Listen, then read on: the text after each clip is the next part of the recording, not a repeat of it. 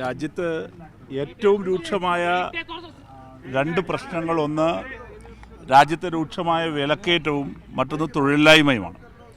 ഈ രണ്ട് പ്രശ്നത്തെയും അഡ്രസ്സ് ചെയ്യുന്നതിനുള്ള പ്രശ്നപരിഹാരത്തിനുള്ള ഒരു നിർദ്ദേശവും ഈ ബഡ്ജറ്റിലില്ല.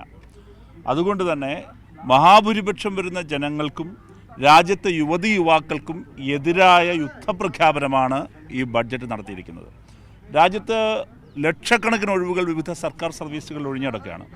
രാജ്യത്തെ ഏറ്റവും പ്രധാനപ്പെട്ട ഒന്നാമത്തെ തൊഴിൽ ദാതാവ് എന്ന് വിശേഷിപ്പിക്കാൻ കഴിയുന്ന ഒരു മേഖല രാജ്യത്തെ സർക്കാർ അല്ലെങ്കിൽ പൊതുമേഖലാ സ്ഥാപനങ്ങളാണ്. അവിടെ ലക്ഷക്കണക്കിന് ഒഴിവുകൾ ഒഴിഞ്ഞടക്കുന്നു. അതിനെക്കുറിച്ച് സർക്കാർ മിണ്ടുന്നില്ല. രണ്ടാമത് വളരെ പ്രധാനപ്പെട്ട മേഖല, തൊഴിൽ ദാതാവ് എന്ന് പറയാവുന്ന മേഖല MSME സെക്ടറാണ്, വ്യവസായ മേഖലയാണ്. വ്യവസായ മേഖലയിലെ വളർച്ചാ നിരക്കിനെ കുറിച്ച് പ്രതീക്ഷിക്കുന്ന വളർച്ചാ നിരക്ക് 6 മാത്രമാണെന്നുള്ള എക്കണോമിക് സർവേ റിപ്പോർട്ട് പറയുന്നുണ്ട്. നമ്മൾ മനസ്സിലാക്കേണ്ടത്, ഒരു കാലത്ത് ആ വളർച്ചാ നിരക്ക് വ്യവസായ മേഖലയിൽ 12% മുകളിൽ പോയിരുന്നതാണ്. അപ്പോൾ പകുതിയിലധികമായി കുറയുകയാണ്. അതിൻ്റെ അർത്ഥം വരും കാലങ്ങളിലും തൊഴിലില്ലായ്മ രൂക്ഷമാകാനാണ് സാധ്യത. ഇതിന് പുറമെയാണ് ആർട്ടിഫിഷ്യൽ ഇൻ്റലിജൻസിൻ്റെ കടന്നുവരവിൻ്റെ ഇമ്പാക്റ്റ്.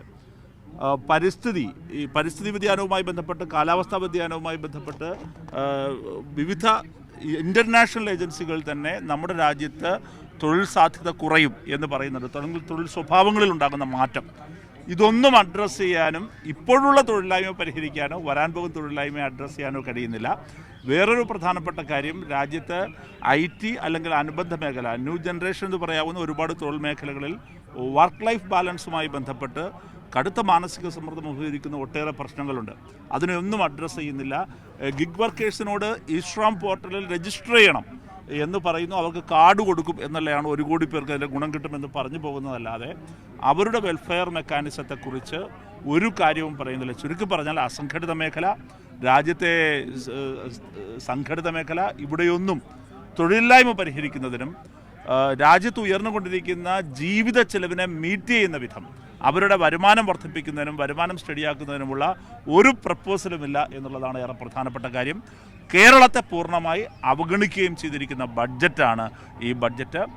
ശക്തമായ പ്രതിഷേധം ഇത് സംബന്ധിച്ച് രേഖപ്പെടുത്തുകയാണ്.